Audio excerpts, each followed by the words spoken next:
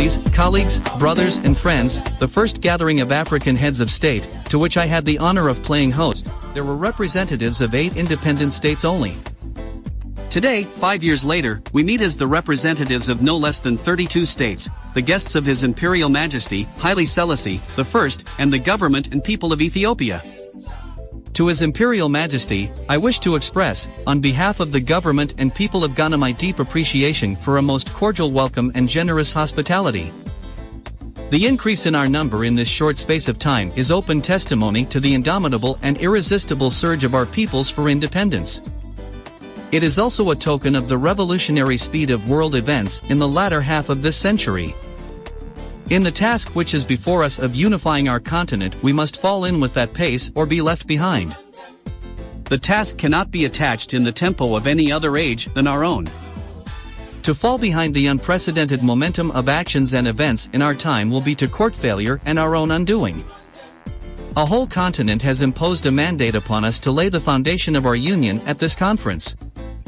It is our responsibility to execute this mandate by creating here and now the formula upon which the requisite superstructure may be erected. On this continent, it has not taken us long to discover that the struggle against colonialism does not end with the attainment of national independence. Independence is only the prelude to a new and more involved struggle for the right to conduct our own economic and social affairs, to construct our society according to our aspirations, unhampered by crushing and humiliating neo-colonialist controls and interference. From the start we have been threatened with frustration where rapid change is imperative and with instability where sustained effort and ordered rule are indispensable. No sporadic act nor pious resolution can resolve our present problems. Nothing will be of avail, except the united act of a united Africa. We have already reached the stage where we must unite or sink into that condition which has made Latin America the unwilling and distressed prey of imperialism after 1.5 centuries of political independence.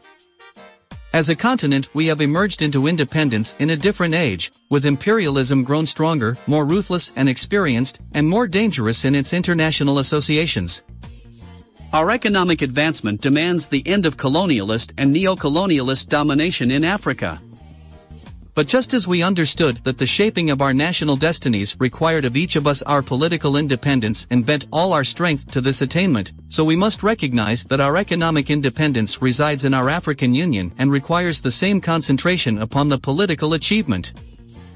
The unity of our continent, no less than our separate independence, will be delayed if, indeed, we do not lose it, by hobnobbing with colonialism. African unity is, above all, a political kingdom which can only be gained by political means. The social and economic development of Africa will come only within the political kingdom, not the other way around. The United States of America, the Union of Soviet Socialist Republics, were the political decisions of revolutionary peoples before they became mighty realities of social power and material wealth.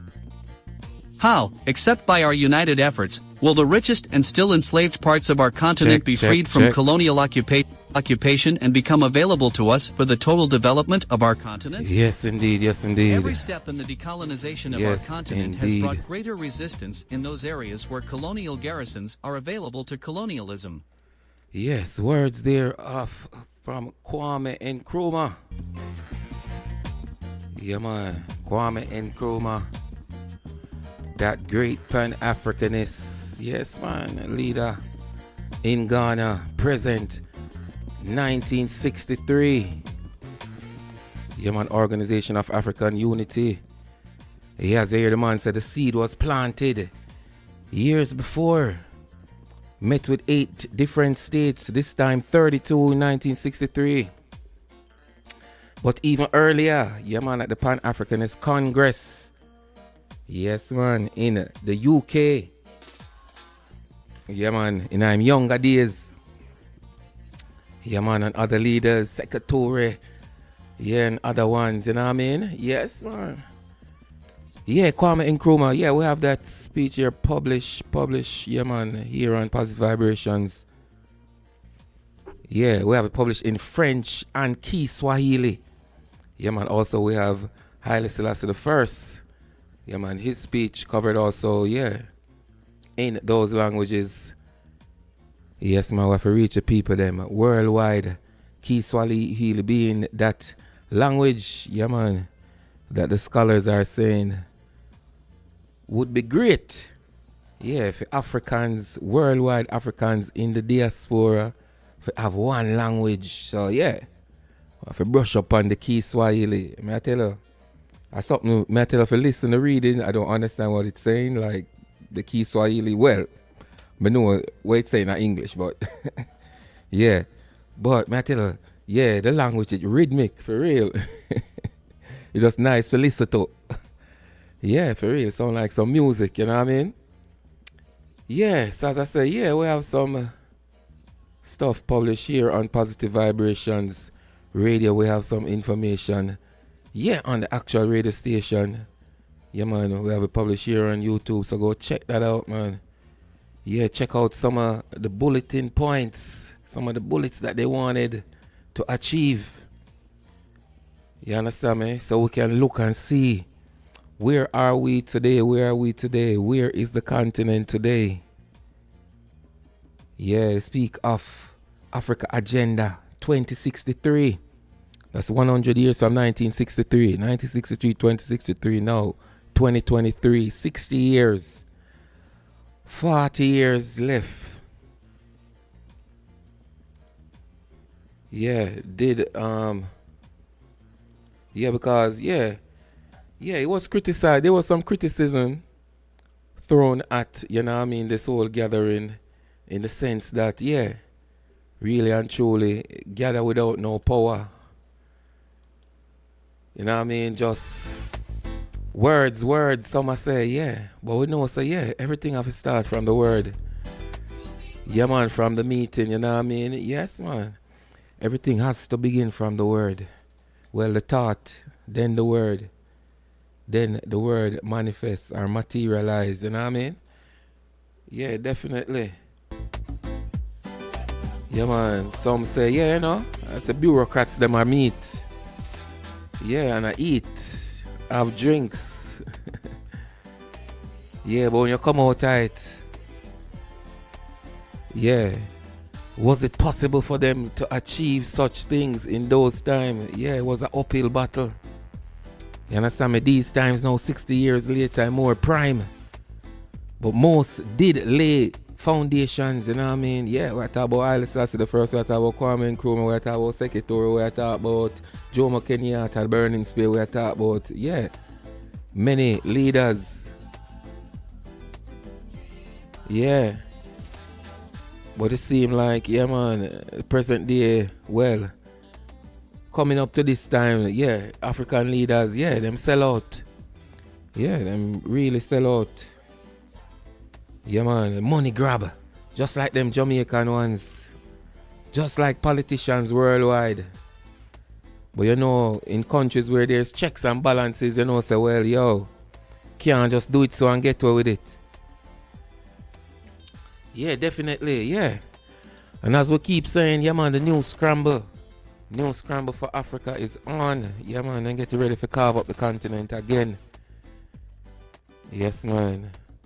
While Africans worldwide say we are woke, but honestly, seem like we're still sleeping, man. Still sleeping.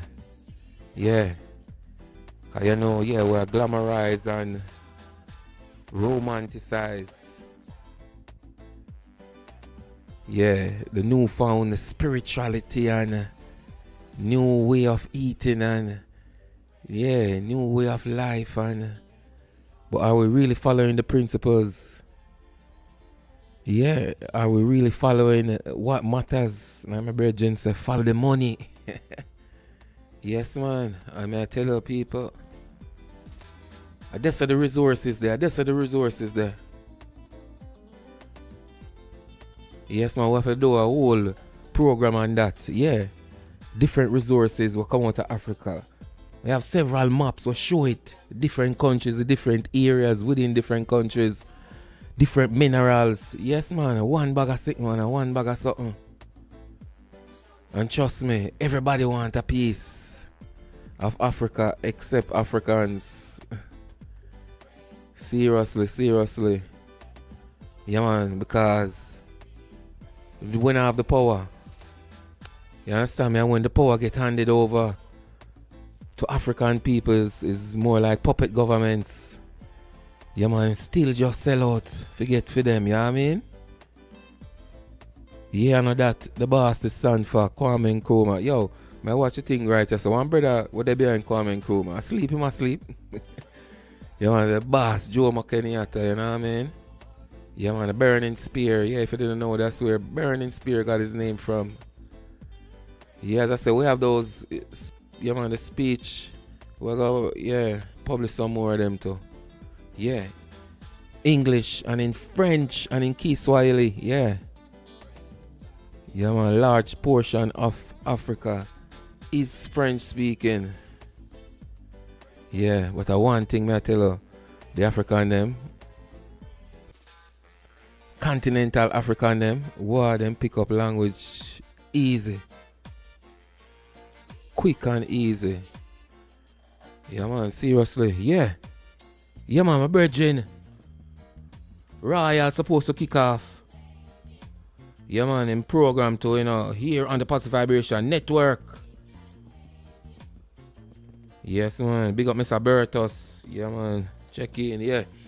Yeah man. Yeah man, I'm gonna kick it off. Yeah man, we're all vibes with Royal too. Yeah man, since we don't have the phone thing hook up yet. Yeah. Use my little phone, yeah. Yeah, it's not really loud, people, but yeah, we're gonna work with it. Yeah, so we said the agenda, the agenda 2063. How we look. Let me run through this real quick. 7 aspirations that came out of, that's presented in the Africa Agenda 2063. A prosperous Africa based on inclusive growth and sustainable development. An integrated continent, politically united and based on the ideas of Pan-Africanism and the vision of African Renaissance.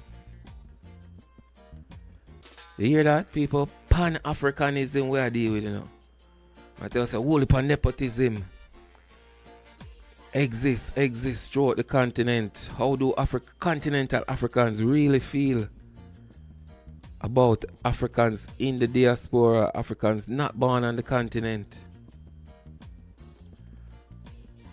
We need to know, yeah. Number 3, an Africa of good governance, democracy, respect for human rights, justice, and the rule of law. A peaceful and secure Africa. No, sir, that not there. And trust me, people, no fight is outside influence. 5, Africa with a strong cultural identity, common heritage, values, and ethics.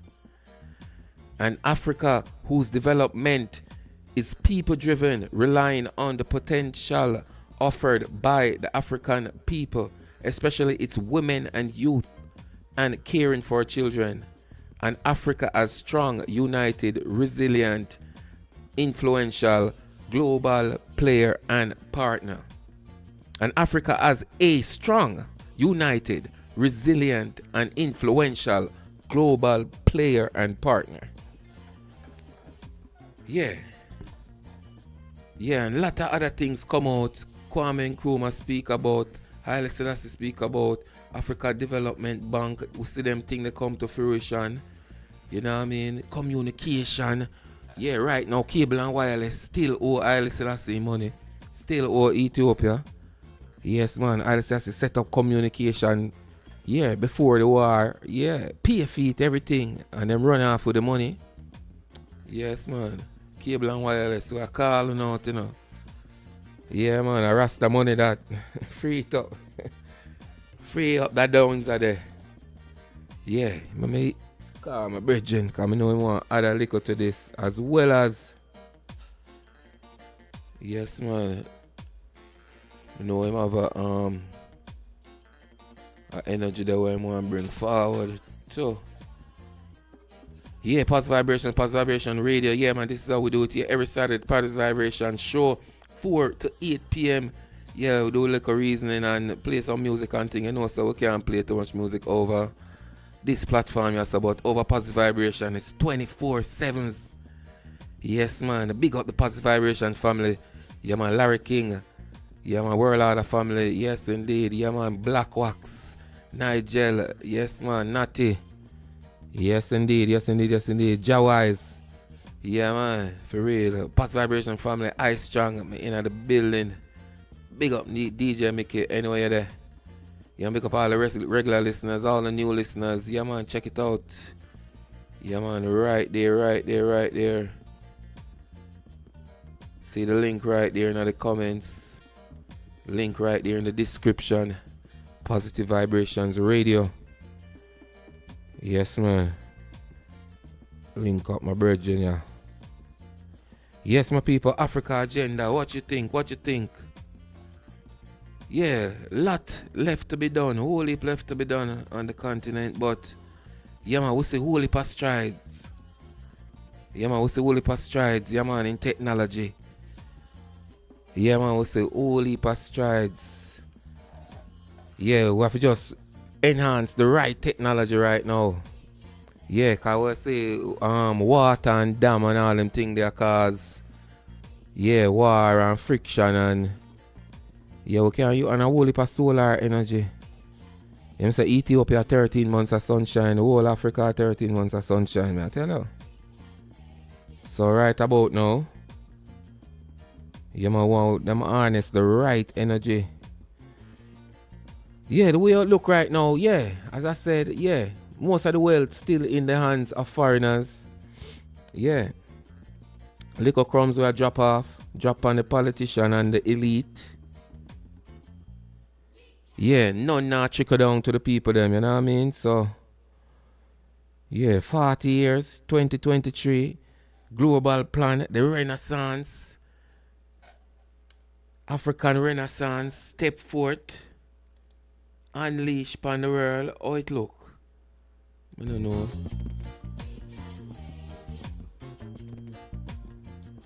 Yes, my family, let me know what you're thinking out there, you know what I mean? Yes, man.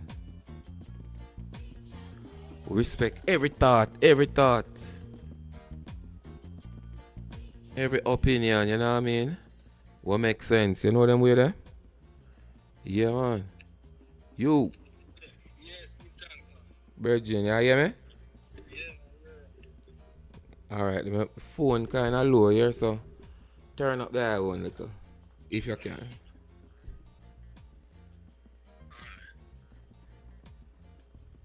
Yes, my people, let me know over on the Positive Vibrations network. Let me know on the YouTube, whichever one you're on, if you're hearing the caller clearly. Yes. Yeah, brother. So you're not listening to reasoning? Yes, sir. Yes. And that's why I really insist be a part of the conversation, you see? Because I think I just the right energy, right timing, right direction. Yes, sir. Yes. So, I'm not sure if we're live, if we're on. Yeah, man, we're live, man. Live and direct. Yeah, that's so good. So, man, we really want to contribute to the program and the conversation. And it's really a matter what we're really discussing, I think, with the Organization of African Unity, which was established 1963. Right. It's really based on a concept, and the concept and the idea of Pan-Africanism. One Africa, one conceptual Africa, one economy, one Africa for all over the world. You don't have nothing on. You don't have nothing on. I get that echo. No? Okay. You can hear me though? Yeah, man. So really, based on the inception of the Organization of African Unity, we can appreciate that this is and was a grand vision. Right. With expected challenges. Mm-hmm. See? Yeah, man, definitely. And the challenge challenges of then continues to be the challenges of today. Whereas number one, as a Hold on people, there, Raya. Hold on there. yes. Who no not hear clear? Me or the Virgin? Or you're not hearing nothing clear? Please let me know. Let me know. Cause we don't want them words that go by the wayside. For real. Make sure it's clear. Make sure so we clear, clear. Make sure we clear. Okay, so who you're not hearing? Let's tell me who you're not hearing. You're not hearing him clear? You know? Alright, Raya, I'm gonna call you forward, yeah? Okay. Alright, brother. Yes. Yeah, people. Sorry about that. Sorry about that, man. Sure. Phone thing, yeah, beat me from.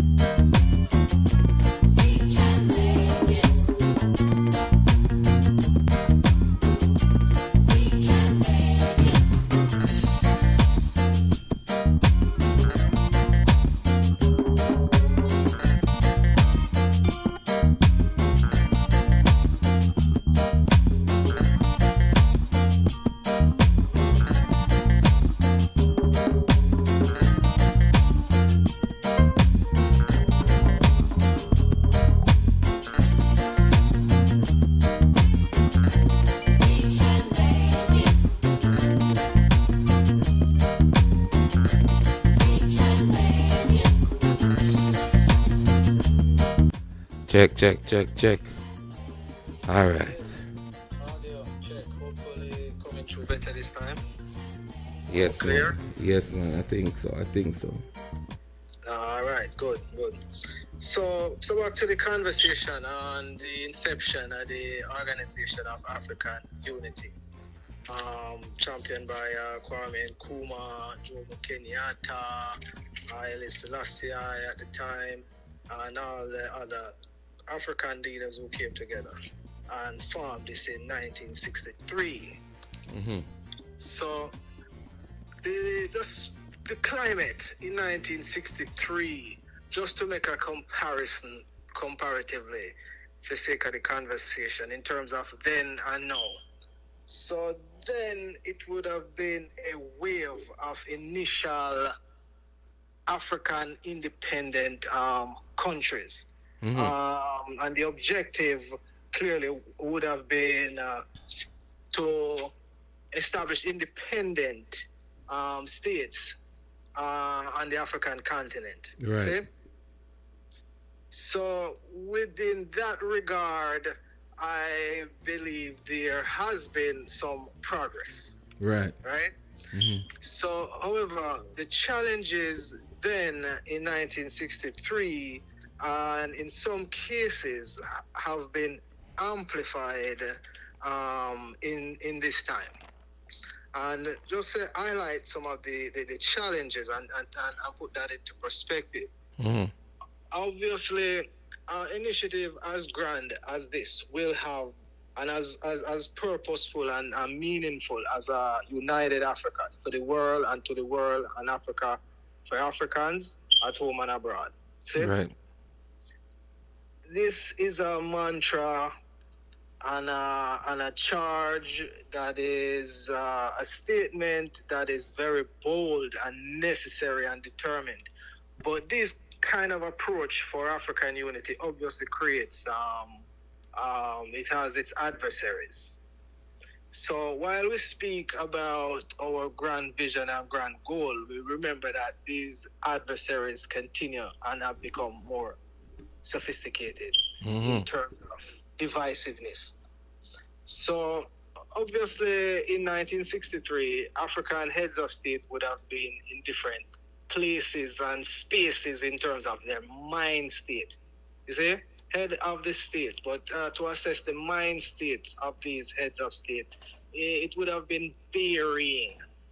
With Kwame Nkrumah leading the charge in that direction. And otherwise, there would have been other states which were just not as advanced and in that direction. So what the history does is kind of separate those two groups in a Casablanca group and then a Monrovia group, basically. And this became a divide which create need for negotiations within the group, say, which on the onset, while stating clearly the goal for African independence, had established some rules for engagement moving forward, including the rule for non-interference. Right. You see? So with the What you think about this rule? What you think about this rule? So this rule would have been a rule that would have probably sounded very good, non-interference, but in force without foresight, but in hindsight, we realize that the non-interference in each other's domestic matters can't work.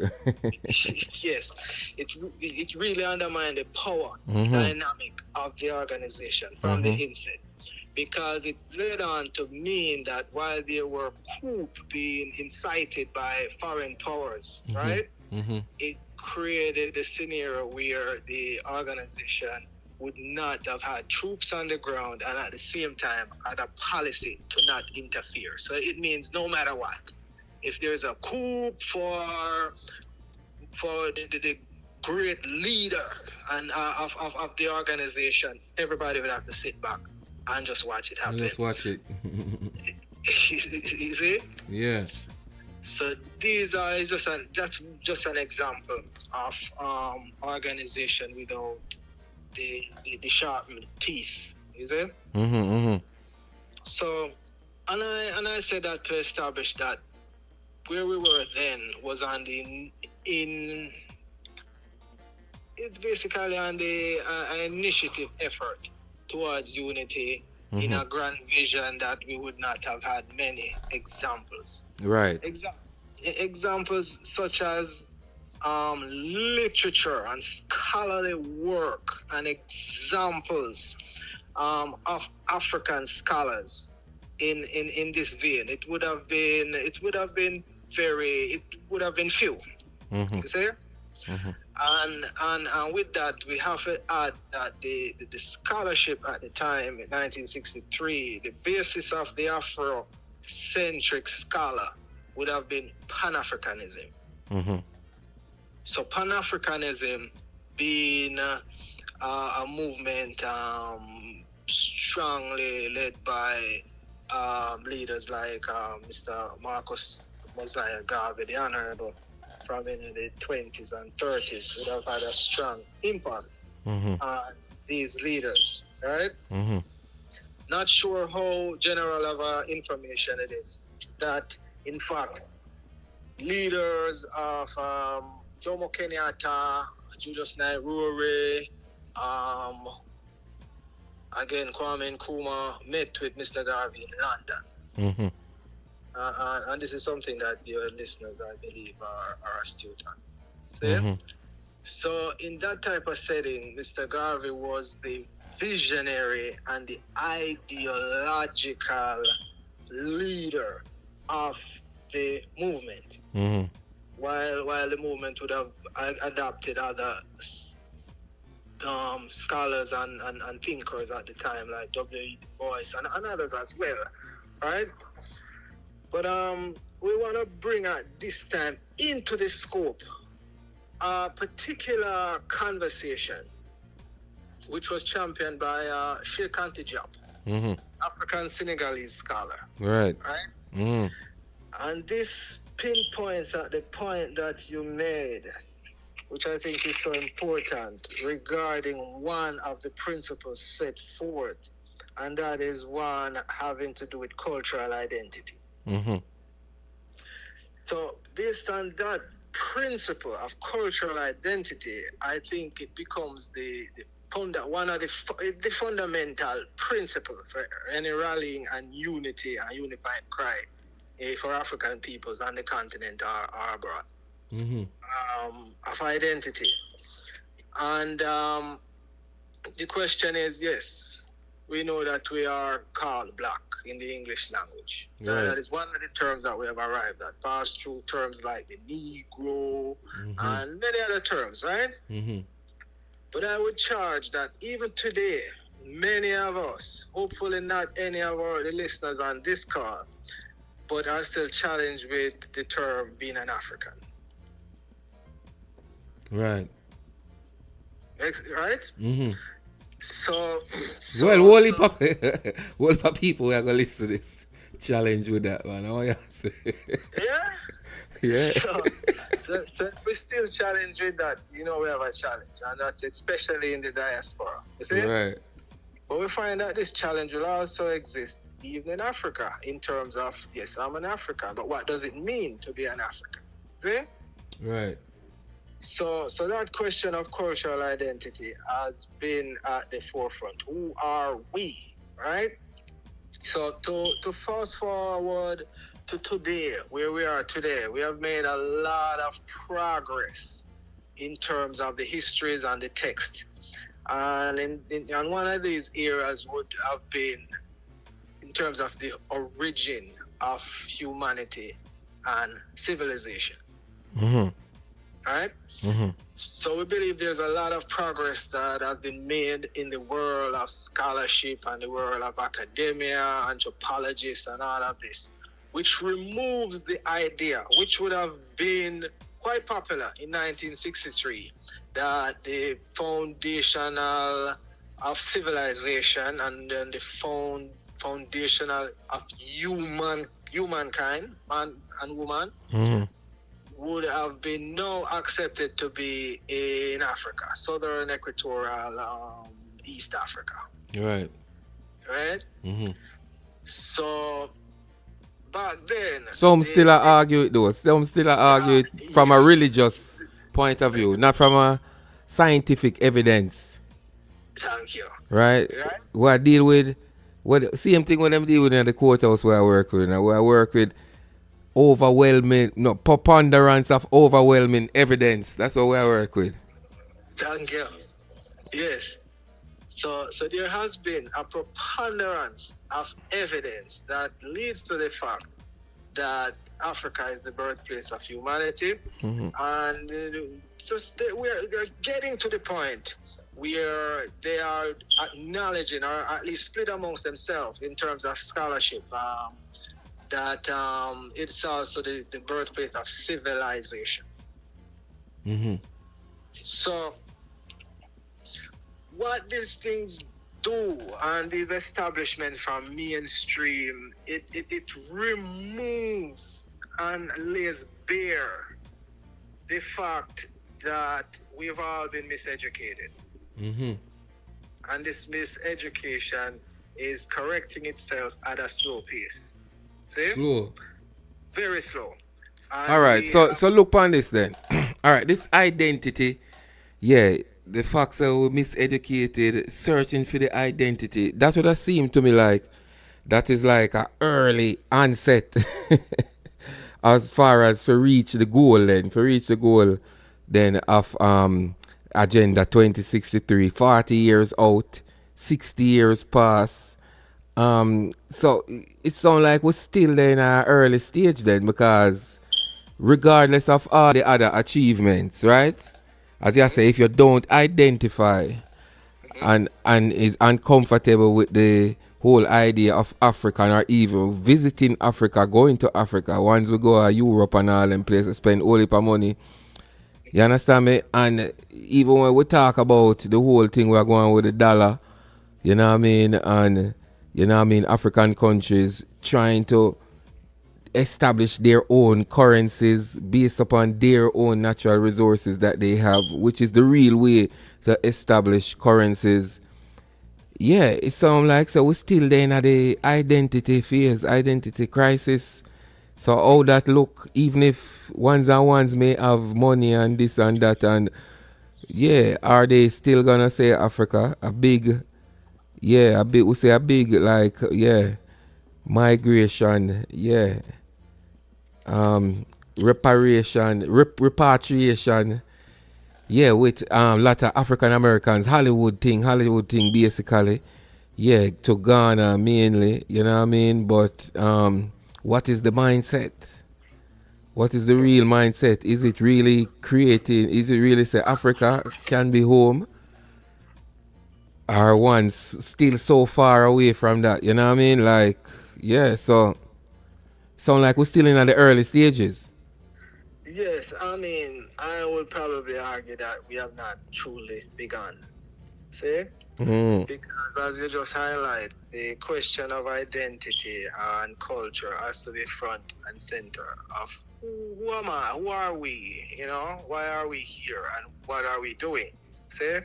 So with this question remaining a question, it limits room for the prosperity and the integrativeness of Africans and the vision and the democracy and the policy and the politics, right? These things have to proceed.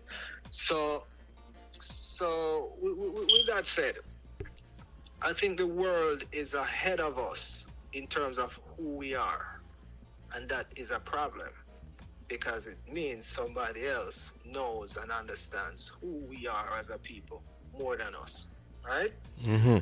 And we look at this from a personal and also from the political perspective. There are aspects of the a movement and a people that has to do with big business and big leadership. And there's an aspect of it that trickles down into the home and the communities. See? Right. And I think we've been dependent on a lot of the initiatives to come from the big business and the big political leaderships. Right. And it remains a challenge, as we established earlier in the conversation, that the issue of miseducation is a challenge. Mm-hmm. And in saying that, it continues to mean that the colonial powers have maintained control of our institutions from a basic level to a communal level to the tertiary level, secular and religious, and that has not changed. See? So within this kind of framework, you will have divisiveness more than unity. And it also will affect the highest leadership. It would not matter what the leadership is and which country this leader is. It would have been his personal experience and also being guided by a community of scholars, which removes this leader from Eurocentric thought alone. See? Yeah. For example, we go back to the point where Kwame Nkrumah, Jomo Kenyatta met with Mr. Garvey, who was a staunch Pan-Africanist and clear in one vision, which that served as a basis for them to agree. The other African leaders who would have not been such as advanced would have served as opposition.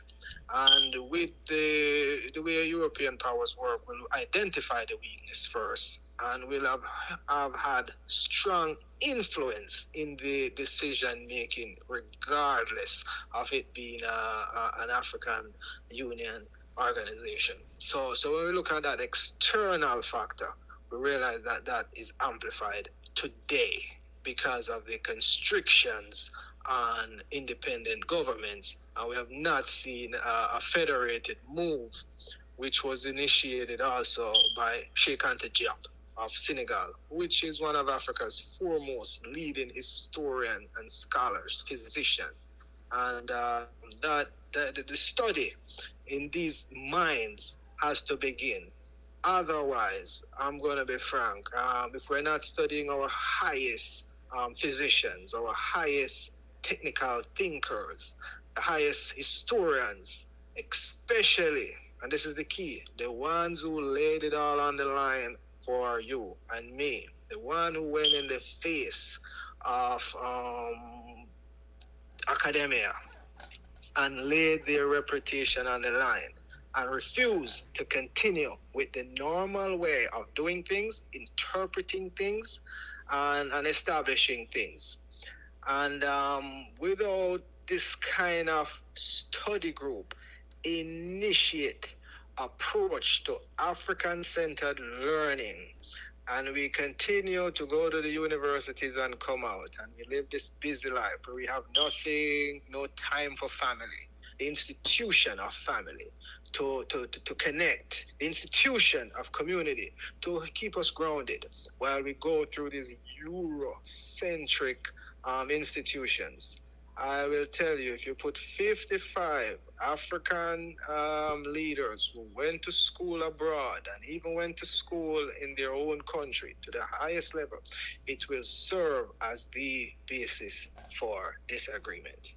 Without an Afro-centered psychology and framework, which I believe has been developed both on the continent, but a lot of it here in the United States by the followers of Mr. Mosiah Garvey, who have laid out work in every aspect of society, psychology.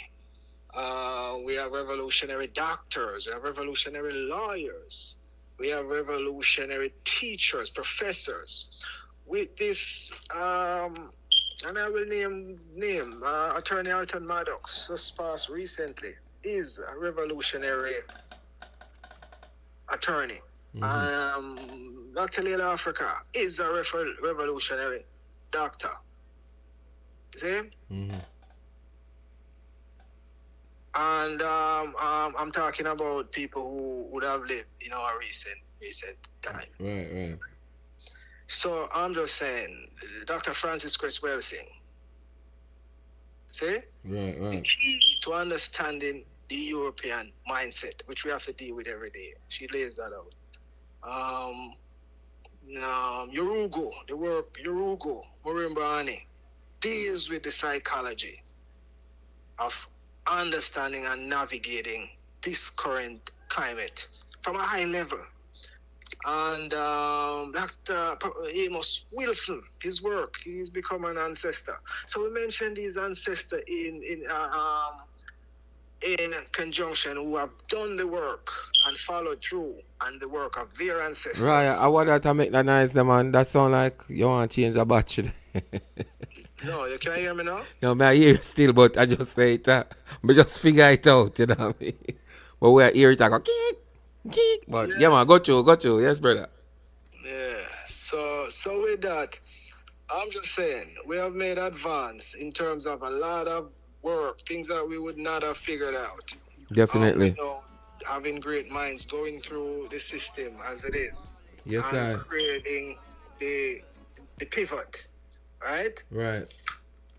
And can identify the racism within the system and understand that it is there and be able to navigate to the point where you can come out with the degrees and use it to serve our own family, our own selves, and the community.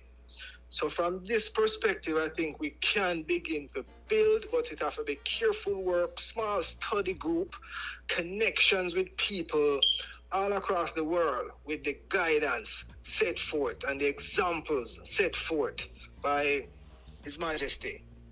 You see? And build this into By a legacy. His Majesties, because there were other His Majesties there also from other parts of Africa. Just to make ones know, you know?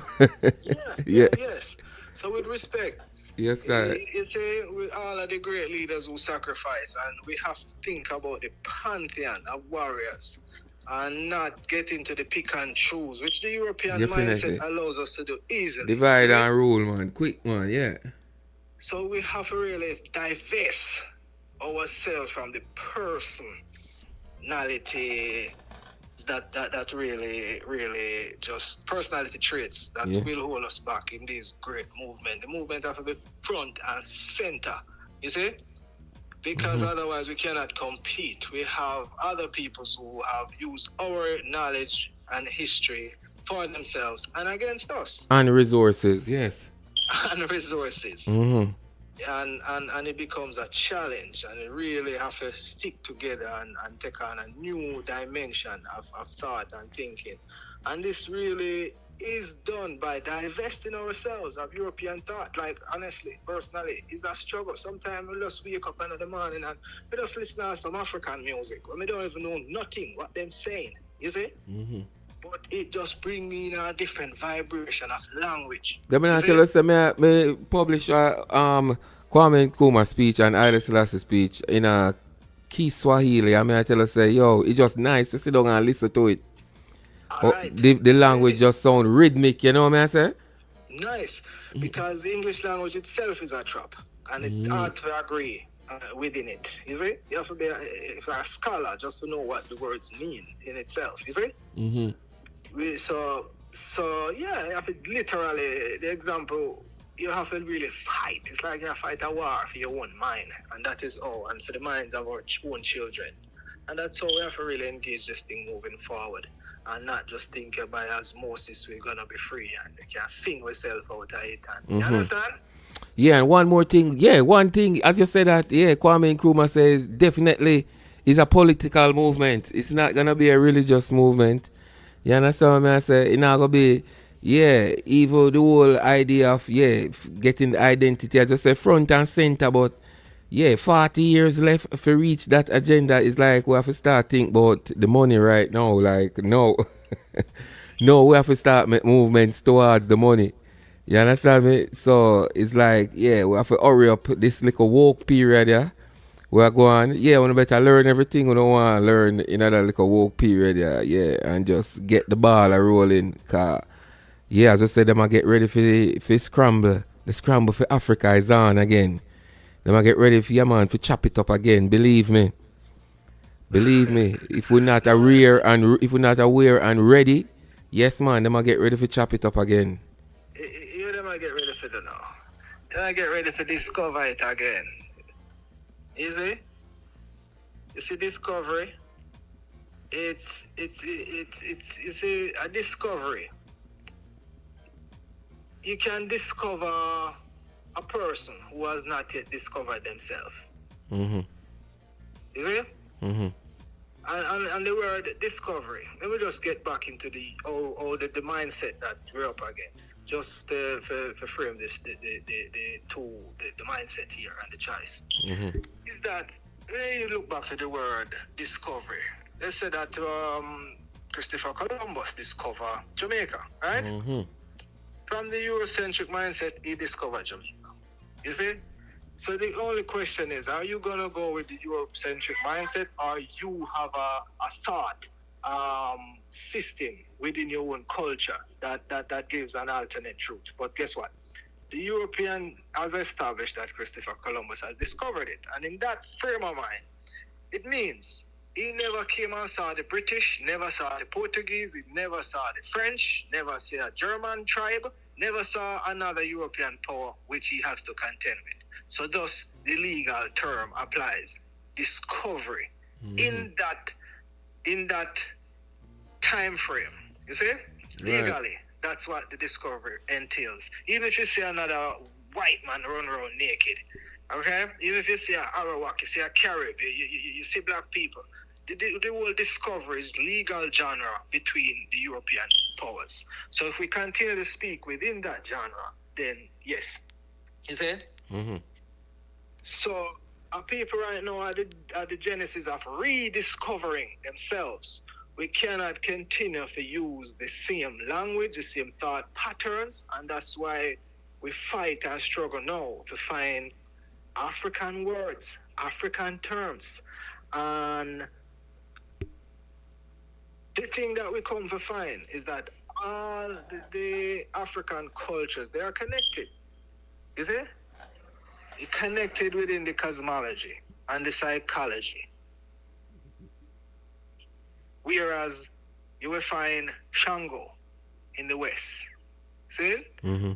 Representing the same spiritual principle of one the brave warrior who overcome, you see? Right. Within, and the same concept come back in the East Nile Valley region as Eru. Okay? And then in the Eurocentric thought, it becomes Christ. Right. So when you understand the thought patterns, It becomes personified, yeah. yeah. And then it go over in even some of the retention, like even Rasta, yeah. So Rasta can't let go that part there neither. and then now Can't overstand the whole idea of the principle of the Neteru. Yeah. Go through, brother. Because we're gonna continue to be challenged if we keep referring to the divine realm with European terms such as God. You see? God is a Gothic term. It's a German term that became God in our lexicon. You see? And when you check the days of the week, it goes back to these German terminologies, just the same. Thor, Odin, when you see, Thai for Tuesday, Thur for Thursday, Freya for Friday, you see? And then you still have Saturday, you have Moon Day, and you have Sunday. You see, all these cosmological principles still come right back, no matter how you really want to get away from it. So within the cosmology is how you understand the African mind. And that is how you understand your own mind. But it takes initiation. It takes time. And it takes not worshipping in the Western sense. It just takes dedication and the work to liberate Africa. African mindset, African resources. It takes skillful work. So within that, a person remains within whatever your belief system is. But I will guarantee, once you're doing this work and you're doing the research, at some point you will become confident enough to remove the balance wheel from the bicycle and just ride. You see? So that's not up to me, now the program. It's really up to how intense we get into this work of liberating the self and the African mind. That's where power comes from. That's where business comes from. That's where we are able to compete. You see? Yes, sir, definitely. So, I just want to say that. And the program we really want to come forward with is centered along the African Renaissance. Waheme Mesu. That's the term. Waheme Mesu. Say it again. Rebirth of the African mind. Waheme Mesu. Okay. What kind of term is that? It's a term that it's on African from the West, okay, and African languages from the East. Mesu, you will find that mean birth. Okay. Right? And it kind of comes back to, that's the imitation that comes back to the Moses, and all of that stuff. Right. See? Waheme Mesu. Yeah. Rebirth. Say it again. Waheme Mesu. The meaning? It means the African Renaissance. That is the time we're in now. Yes. So Rebirth. If you go back to the European Renaissance in the 1500s, you see they had all the information because they learned it from us, but they lost it. You see? So we, under the guise as Moors and these terminologies that we sometimes pick up because not having the independence and power of an African state, you see? But in that time frame, the 7th century moving on to the 10th and moving beyond, is when the information of the Nile Valley that was developed in Africa from the Kushite kings traveled up the Nile, all right? and it was reintroduced back into Europe, and that's what took them out of the Dark Ages, brought them back into the Renaissance, where they learned to appreciate culture, appreciate art, appreciate thinking. And from that point, they were able to develop. And one of the things that they developed was the gunpowder, and that's what changed the power dynamic. But Africa has continued to be great and expanded its kingdom into the West, where we developed the Shanghai, the Mali, and all of this. But there is where we got divided within these kingdoms, you see? And the number one division, which caused the whole slavery, which I do not hear people really just highlight and knock the nail with a hammer. The number one issue was Christianity versus Islam. Okay. Right? Religion. Yeah. Go ahead. Yeah, ideas developed outside of Africa became the divisive topics, because Africans being so sacerdotal in spirituality. We just have to get it right before we move on. Before we even trust you, we just want to know that, you know? So that became a divisive thing where one nation adopt Islam for power and access to trade in many cases, not because it superseded any of the traditional thought patterns, and it still doesn't to this day. Some align themselves with Christian powers, and then through this proxy, they started to take prisoners of war, and then they were incited by their proxy powers to give us send over these prisoners of war.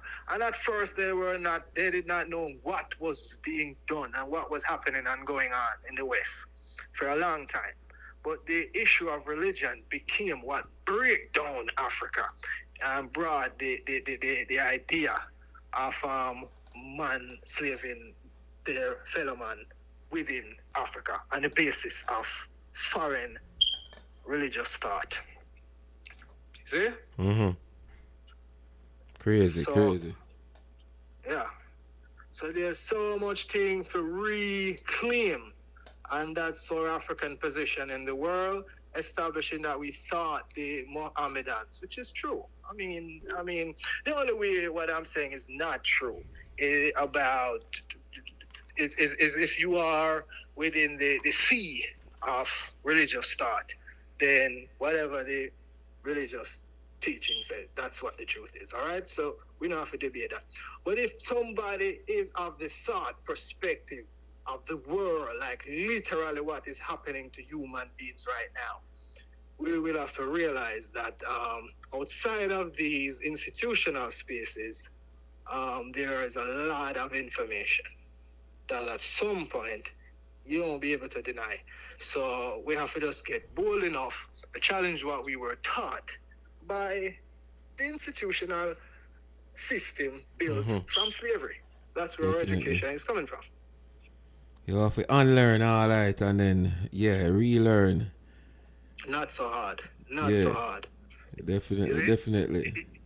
You see, just like how we socialize ourselves in the ignorance, it really requires social connection and confirmation, because something you realize things every day. And when you're on the cutting edge of information, sometimes not everybody confident enough to realize that I am the one realizing this, and it's my job to bring it to the community when we work in isolation. You get me? For real. So the collective effort build everybody else. And the information that they use is developed in Northeast Africa. You see? Yes, I. And it's one blueprint that have developed every people's. Took them out of the desert, out of the cave, took some from out of nowhere, and they used the blueprint developed by Africans in this geographic region. You see? And has laid it in stone. We can take every interpretation from the Professor Breasthead. We can take it from Petrie. Mm-hmm. You can take it from any one of these European scholars who wrote their books in the 19th century and early and up to late 20th century. Because what had happened is when the field of archaeology came out in the early 1800s and they started to unearth some of these artifacts, what they call mummy, what they call it, whatever today. Mm-hmm. When they started to lift these things out of the ground, and they started to enter into the tombs of our ancestors and into their personal chambers and saw the images and the sacred writings, it became clear to the establishment that this was a black civilization. Okay? So the earlier finders of these artifacts were able to come out and say the truth, like Champollion and him and his brother. And they were able to come out and say, hey, we saw this big thing on the horizon, Heru Ket, which they call a Sphinx. And this thing is black. The nose is so big, it looked just like the Africans. They were able to come out and say that. But by the 1850s, European scholars realizing they had to put a lid on this thing. Mm-hmm. It's too obvious and it's too true, but it undermines the system of white supremacy which prevails at that time till now. You see? Mm-hmm. Now when we refer to the system of white supremacy, I like to replace it with the term the presumacy. So we refer to that as the presumacy. Okay? Mm-hmm. So like when some people say Babylon, some people say this, we just refer to it as the presumacy. And that's the system, the wicked system that we have to deal with every day. All right? Yes, sir. So when the presumacy realized that this information was coming out, they had to organize an entire campaign in their religious schools, seminary. They have to organize every college to just be anti-African in terms of Black Africa, anti-Black, anti-whatever you want to call it, from the highest levels of trusted institution. So when you hear a PhD who is able to speak and use words in such a way, even better than a politician, and he tells you something we're not able to take away from it. Say, oh, he's speaking to me, right? So we walk around with the idea that we are the wretches of the earth, cursed by some verse, is there? We wear this burden when the reality is completely reverse. You see? It would be easier and better for us to be able to read the glyphs for ourselves. It's not that difficult. I myself begin to learn the glyph. You see? And when you begin to learn the meta-nature, it becomes such a beautiful thing. Because what's happening now? You're reading it direct from what your ancestors wrote. You see? With guidelines of interpretation, which have been consistent. You see? But no, you're not relying on Professor Breasthead and Philip just Petrie. Understanding Egyptologists, yeah. Yes, then work in a field that was designed entirely to blacken the truth. This is what Egyptologists was set up to do. It was basically all philanthropists, all people, all seek, look forward to, they get fascinated with the idea of afterlife. You understand? That's one. But the main thing it was set up to do is to prove the Bible right. So people used to spend their money on digs, and when the digs come up, and imagine you have the people spending a lot of money and you want to confirm. You just want to confirm so bad that Ezekiel, who was a person who lived in this region at this exact time. You see? I want to prove that Abraham was in the Ur of the Chaldees at this exact time. You see? So they funded archaeology and started the field. When archaeology started to yield the total opposite, right? The funding started to dry up, right? So the funding for archaeology became, we just have to cover this great truth. And that's what it's been since. And since then, we have today one person in the Nile who is doing excavations, and that's Tony Browder, who, who is doing excavations in the tomb of Karakamun, who was a high priest in the 18th dynasty. You see? So we're at a point where we do not wait, and we don't have to wait for the racist historian to give us this information. We move past that almost completely. And if we're able to center our minds on scholarship and research, then we will find much more about ourselves that we don't know, the world does not know, and nobody else is their responsibility to dig up our truth and bring it, come give us. You see? Yes, sir, definitely. So yeah, man, serious information, you know what I mean? Yeah. Serious information, and what I love for people accept this information, you know what I mean? Yeah, our people on this side, yeah, Jamaican people, Caribbean people, African American, yeah, one Africa same way, but yeah, Rasta people especially. Yes, man, we need them to start read some history books. You understand me? Instead of the bag of mythologies and yeah, mystics and all these things. Yeah, all them things are good. You know what I mean? Yeah, everybody need what them need, but at the same time, yeah, the scientific history. Yes, man, I just like them, man, for real. I mean, there's so much to unlearn, so much to unearth, so much to learn, and it might seem like an overwhelming thing. And this is the key. Let me tell you what the challenge is.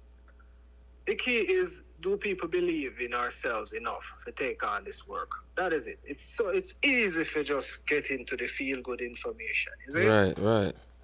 But look, other people are studying us. They study the stars, they study everything else, and they probably reserve their personal religious faith probably on Saturday or Friday evening or Sunday or whatever. You see? But the studies of African liberation, it continues, and it's not separate from our spirituality. It's one and the same. You see? One and the same. And when we realize that, it becomes a wonderful thing. So we just want to leave with a simple principle. And it's the simple principle laid out in the Nile Valley region. And when we say Nile Valley, we talk about Ethiopia, Sudan. We talk about the Kemet, now Egypt. We talk about southern Yemen, where they refer to as Saba. And you might see it as the Himyaratic kingdom.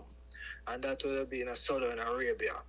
When you move forward right there, you enter into on the map, you enter into the southern peninsula of Mesopotamia, you see, which developed the Sumerian culture, which became Babylon later on. See? When you go over further, the Elamite kingdom, which became Persia, you see? And you have India, which are the Indus Kush Valley, right? All of these nations historically developed from east, west, north, south migration pattern from the Kushite kings of Ethiopia. Currently, Ethiopia today. But the ancient name is Tawi. Smite Tawi. That's what encompassed the whole geographic region and brings in areas of the south. Metapa encompasses areas Ethiopia today, encompasses the Sudan, Egypt, the Levant. You see?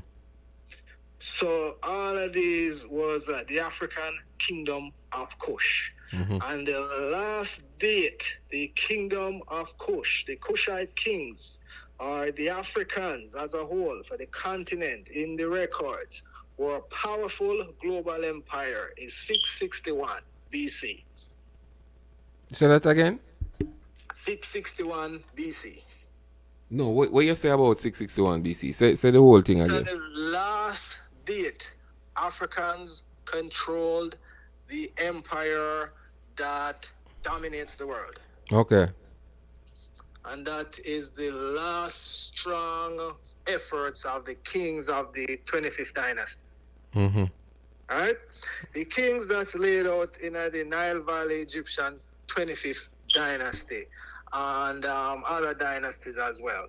It is consistent with the king list from Ori established in Ethiopia. Right? Right. By His Majesty himself. Right. You see? Mm-hmm. So when you understand, so you're dealing with the same culture, and Europeans who divided it, just to divide our minds. So that's where we'll just second for a piece of who we are and not remember the whole body of information. Right? Mm-hmm. That becomes where the challenge is. Oh, I am this, I'm a Kemite, I'm a Rasta, I'm this, I'm Rasta, and that, I'm a Coptic, Judea this, and Tell Judea tribe, that. Bobo, yeah. Yeah, and you see, we alleviate all of that, you get back to the position of unity when all of this was one big idea in which we governed, right? Mm-hmm. And when you understand the history from Africans being the center, the power of the world, that's how you get to Wehememesu. You see? Mm-hmm. That Renaissance. rebirth of the mind. Mm-hmm. And again, the central principle that governs this society is my head. It sounds like you're saying my heart, my head. You see? That is the sound that comes back as ma'at. You see? Within this one principle, you can find the thread that knits the community together just by starting there. Right? Because now you realize the principle of justice, the scales that have to be balanced. You see? Meaning you have to have governance. If a person go and he chop off somebody's head in the middle of the street, and as a society cannot do anything about it, like what's happening in Jamaica, then other people say, okay, I can chop off somebody's head and get away with it, and there is no justice, right? Right. The issue of reciprocation. It comes back again. A person comes to you today and they say, hey, Strong, I need to borrow $100. I'm going to pay back next week. Next week, you don't hear from them, you call them, no answer. The person has broken trust. It's not met. You see, it's isfit, not met. So therefore, these things break down the society, not upholding the principle, divine principle that holds the human and the society together. Is it? So, righteousness, reciprocity, justice, truth. Imagine a person or a king, a leader. He's the leader of the whole nation. He is a liar. Came out and he said something last month. And then he came back this month and said he never said that. And the person is live on YouTube. I'm just using examples of today. Then the leader just undermined their credibility. They just taught everybody that line gets you to the top. So because we live in these societies, when you go to the Metropolitan Museum and you take a look at the obelisk, the Teken, which they have taken from Africa, which you can see this line out from Aksum straight up to the Delta. Right? Proof again. One culture. One thing I cannot find is a date on the obelisk in Aksum. It's a very hidden secret. We believe it's older than they actually say it is. It goes back to the Kushite Empire and was not built under the Christian rule. All right? That's my position. And I encourage people to argue that, prove it otherwise, because it's an era for further exploring. So we just state that there. So we're back to my head. It is a fundamental principle, and it was so fundamental that they placed this principle in the hall of judgment, meaning the person has to master the principle of my head to move on to another aspect of essential being. You see? Right. And the idea of death did not exist nor occur. And the idea of a devil was not in existence either. It was just the opposing principle, right? Right. Which exists. And within the stories tell you that, I don't want to get too deep, but the stories tell you that this thing that the Western world called the devil and represented on the temple walls as Set, there was an opportunity that Heru, who the Western world take as Christ, had the opportunity to kill Set, and he did not kill him. Why? Because his mother negotiated for him. So the analogy is that you can't kill this aspect. You have to master it. And that's what the Sphinx represents. The Heru Ramket, the mind, the head in control of the human body. That represents now discipline, So our society, we just wake up and say, and it just indiscipline. Right. You see? So all of these things now depicted in a beautiful fashion, in stone. Along the Nile Valley. Written in stone. Yes. And it's not that you don't like the name Egypt, because what we realize, and we're just very frank these days, we realize because it's established in the Bible, right? Right. In a not so good way, and we identify because we had no choice with the Bible as Jews. You see? So now we are at the position where we are saying, okay, the wicked African enslave the Jews, and the Jews flee, and we went through the sea. Right. You see? And if this is our fact that we share with our children, we will not have posterity. What we would have done is taken an argument that has been used against us to oppress us, and we would have conveyed it to our children as a truth, when in fact it is a mythology and a legend.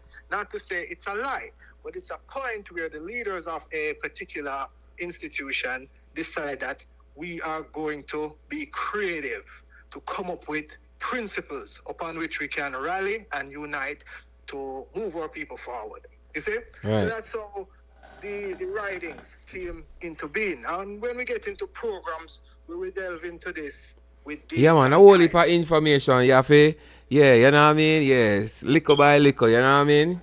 Yeah. Spoon feed, you have to spoon feed it. So, but when you think your program will go kick off? Up and running. We have material right now, which in editing, and we're seeking to do a live program this Sunday, which will be able to hear by the next Sunday. But we have some materials, and we really want to do it in such a professional way that it really serves as a educational step-by-step program to take a person who really who have the power and the potential, but are just not having the time to get used to the language. You see, as African people, we know, but the English language becomes our tool to convey some information with each other and even our kids. And when we don't have a grasp of the timelines and the information, it becomes challenging. So we all know the same truth and express it differently, and it becomes another issue. Make sense? Definitely.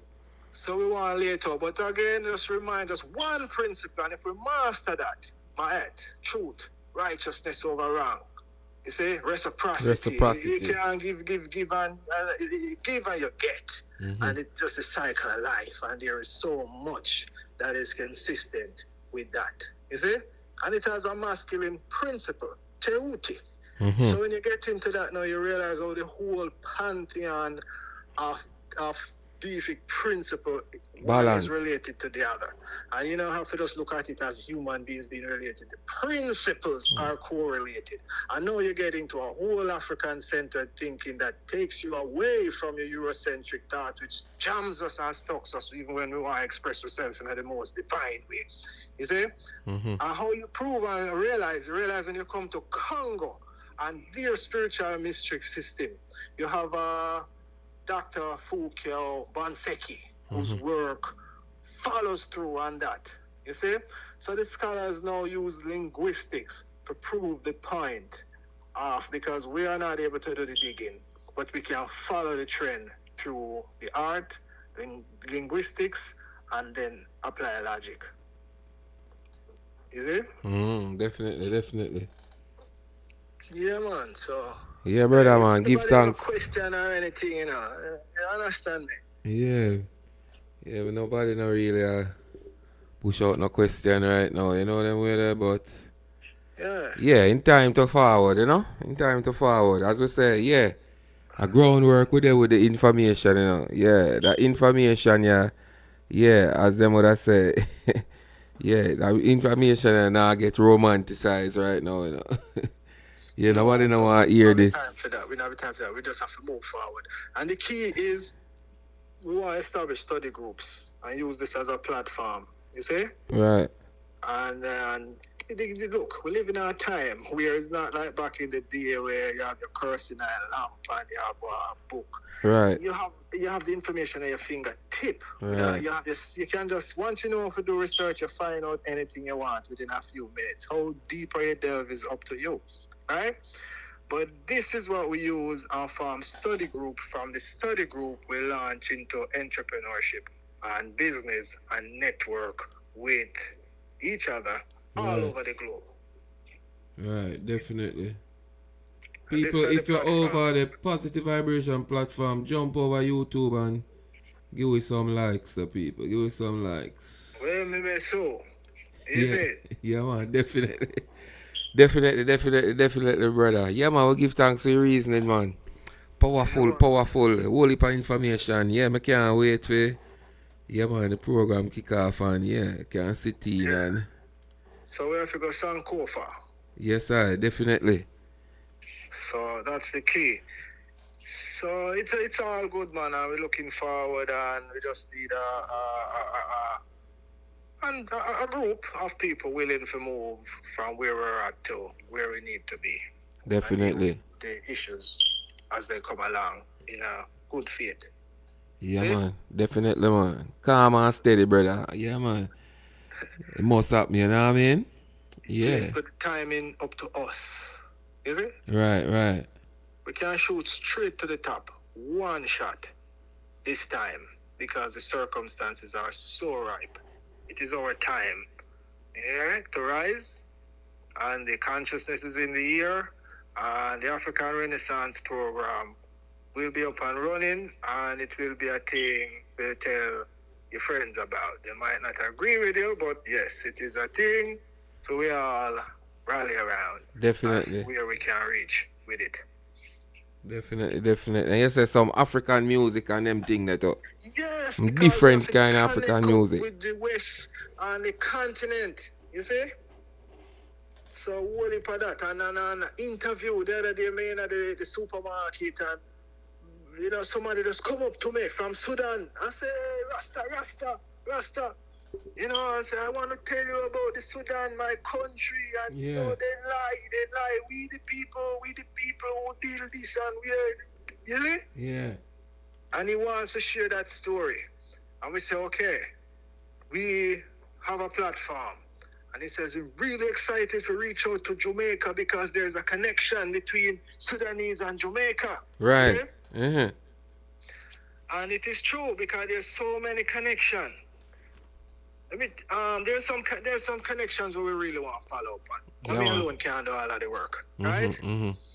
Within the letter that was sent to the Queen, so-called England from, I think, Johannes, is it? I maybe you can correct me. But the letter that was sent, and the letter was suggested that the Queen should stop moving slaves from Ethiopia and bringing them to the Caribbean, one of the countries in the Caribbean that they control. And there was no response to the letter. And then the king said he had all white people. And then the response from the British was that king was overthrown. Right. Is it? So within those letters, by now these information would have been declassified. And if we can request them, then we can understand if Ethiopians left from Ethiopia on some type of journey Mm-hmm. in the 19th century, Mm-hmm. right? Mm-hmm. Another piece of money, information again from the West Africa. They said that when Mansa Musa came to the throne, right, Mm-hmm. was quite obscure. Mm-hmm. And it was because the leader before him, Abu Bakr, Mm-hmm. had sent an expedition to go to the Caribbean. And one ship came back. Right. These things are theory, but this theory is what some people move upon and end up finding treasure. Mm-hmm. But when he went to the west, he never came back, and he brought 200 ships with him. Right. You see? Mm-hmm. So all of these things established the connection between the Caribbean people, West African people before the Christopher Columbus, Columbus, right. Mm-hmm. the discovery. And also during the time of But Ethiopia. even long time before Mansa Musa, African I dig out tree and jump in that and catch the wind and reach over here in a 3 weeks. Them a Yes, talk about but 3 months. yes, Scientific. That is a little them little dugout boat there.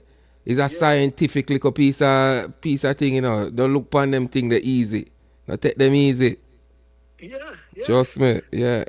And we, with the innovativeness of our ancestors, it's really not far fetched, especially if a short journey from Ethiopia to Yemen, which are Mm-hmm. 20 miles, Mm-hmm. isn't it? And And even Africa to the Caribbean, it way shorter than they make it seem. Cause them don't have no flight from Africa to the Caribbean and Africa and US, Africa, Caribbean, right? That's are the closest. Some of them all, know. all of these things are politics and Yeah, policy. man. I think we really have to push the break down all of these barriers and connect the continent, and we control the businesses that come out of that. You see? Right. But Whole heap of these misleading. days, we really want to be in a position when we say things, we can say it amongst the scholars and be able to back it up. Right. Because you have to remember how we grow, how we develop, Because there's so much things where we used to just say. We prove to so we're perfect and we was rightly, perfectly on spot. When it comes to nutrition, when it comes to history, when it comes to religion, everybody have accepted that some things where Rastaman usually, you should just say it. Right. But we didn't have no way to prove it. Right. See? Mm-hmm. And a lot of these things now come forward and other people are controlling it because we just say it and we never really lay it out and control and benefit, you see? And I think that's where we really start to think now in terms of modify we thinking. As Afrocentric as we are, we have to still be flexible to survive in the modern world. And that's what being a true African is about. It's not about this or that. It's about this and that, and that and this and that and this and this and that. You see? So you leave so much room for options. And this is just psychology, basic, in terms of contrast between Europe-centric thought and how Africans think in general, from a free state of mind. Big difference. All right, my brother. So we do give thanks. African Renaissance program gonna be here on the Positive Vibrations. Yeah, man. Sunday, look out for it. Alongside Cassette Sundays. Yeah, man. African Renaissance. Good reasoning. Tell a friend. Tell a friend. Yeah, man. We're going to promote it from now to make sure, say, yeah, as a man, so we can get a nice little group. Yeah, man. Who really serious about the study, serious about the scholarship. Yeah, man, and yeah, move forward. Yes, I found my business out of that. A network with the continent and the diaspora. That's the goal for the WMSO African Renaissance Show. With your host, the Benki. Ibenki. Yes. All right. In the name further on. Yeah, all right, sir. All right. What that mean? What it mean? What's the meaning? The Benki is an African communal system which takes care of each other and each other's affair, and it's also economic system, and you will find it related directly to the French word for bank, and even the English word for bank, right? Benki. It's a Swahili term, and that's where the Europeans got it. So when we go back to where the Europeans got things, we are able to master it better than them. All right? Alright, brother. Peter. Yeah, man, bless up. Yeah, man. Yes, my people, there you had it. Obenki. Yes, people, give us some likes and some share now. My folks, so real, like the positive vibration, people them stay over positive vibration. Never come over and like and cut. Yeah, bless up on yourself, see me. Yeah, we do give thanks to the listener here. Yeah, bless up the whole chat room. Yes, man, do remember, yes, tomorrow, of course, Sunday. Yes, man, yes, man, yes, man. Cassette Sundays here on Positive Vibration Radio, yeah. Definitely, yeah. That African Renaissance program, probably next week, we see. Yeah, man, we're going to push it. Yeah, man, tell a friend, man. Good reasoning, you know what I mean? Yeah. We then have the bag of mix up thing like some of them on YouTube, and yeah, we not bring no religion come going neither. You understand? We're alone if you find that for yourself and all these things, yeah. Yeah, we may talk like on my show. Yeah. Can't wait for the program still, but all right. Yeah, Larry King comes your way, of course. Yes, man. Midweek Cool Breeze. Yes, of course. The repeat show comes on Friday. Yeah, and of course, Black Wax Entertainment. Not to big up yourself. Yeah, man, every Friday. Drive Time program 24/7 here on Positive Vibration Radio. Check the link right there. Yeah, man, see the link right there, so. Yeah, man, pin it right there, so in the comments. Yep, as well as in the description. Positive Vibrations Radio. Yeah, man, as you come in, man, give away a like and a share, you know what I mean? Yeah. They are hold the candle for a bit. Yeah, man, we do give thanks, man. Yeah, Positive Vibration family. Yes, man, all the listeners, you know what I mean? Yeah, everyone who will go hear this later on. We know the word never stop trouble. Yeah, man, one bag of info, you know what I mean? Yeah, kind of jump off the topic, but yeah. Yeah, man, Africa Agenda 2063, 60 years since the OAU 1963. 40 years to 2063. How far is the continent towards these goals? Yeah, man, we want to know what you think. How is the security? How is the technology, the development? How is the infrastructure? Yeah, man, throughout the continent. Yeah, my brother earlier said, yeah, seem like we're still in the identity stage. Yeah, man, like the 7 aspirations.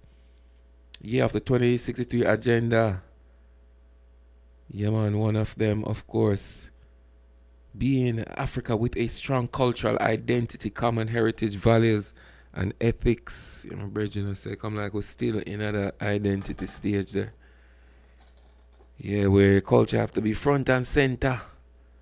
A lot of ones still, yeah. Now listen to Peter Touch, no matter where you come from. You're African. Yes, I'm going to run through, yeah, them 7 aspirations real fast again before we cut out. Jump forward over onto the Positive Vibration Network. Yeah, I might run some more tune, you know. Run some more tune for a little bit, yeah. So 1, a prosperous Africa based on inclusive growth and sustainable development. 2, an integrated continent, politically united and based on the ideas of Pan-Africanism and the vision of African Renaissance. An Africa of good governance, democracy, respect for human rights, justice, and the rule of law. A peaceful and secure Africa. Africa with a strong cultural identity, common heritage, values, and ethics. 6, an Africa whose development is people-driven, relying on the potential offered by the African people, especially its women and youth, and caring for children. And 7, an Africa as strong, united, resilient, and influential global player and partner. Yes, definitely. Yeah, man, Africans step on the global arena. Yeah, have step up as equals. You have the resource, and them take your resource and turn it into capital and say, watch ya, you have to step up to my level now. When I hear a resource them have, come on, man. African leaders, stop sell out the people. Yeah, Caribbean leaders, stop selling out the people. Stop rob the people, them blind. Yeah, man, enough is enough, man. Yes, man, people power, time for the people, them rise up. You understand me? Yes, man, definitely, definitely. Rise up in your own way. Yeah, revolution don't necessarily mean war. You understand me? As them say, yeah, the pen more powerful than the bullet, than the gun. Sometimes, yeah, the word, you know what I mean? Yeah, man, the efforts what you do, some of the things that you do in secret, say too, in silence, yeah. No matter what them say, yeah, the revolution nah get publicized, nah get televised. Yeah, revolution nah broadcast on YouTube or Facebook or TikTok or IG, you know what I mean? Yeah. Yeah, just the feel good history, you know what I mean? The romanticized history. Yeah, the feel good things. Yeah. In this woke period, yeah, well, we woke now, we have to get going, you understand me? Yeah, because 40 years gone, it left 60 years gone, and we're still in the state. You understand me? We need to rediscover, as the brethren say, identity and the culture. Yeah, you know what I mean? Then we're behind the line. Yeah. But I would say, yeah, positive vibration, yeah, we dedicated to this positive vibration radio. Yes, man. Only different type of tune play upon the radio still. Different DJs, big up on yourself. Black Wax, big up yourself every time. Big up yourself, Larry King. Yeah, we'll jump off here, sir. Right now, my people, until next time, please do like, share. You know what I mean? Yeah, man, the video with someone. Yeah, man, and check us out. Yeah. For other programming through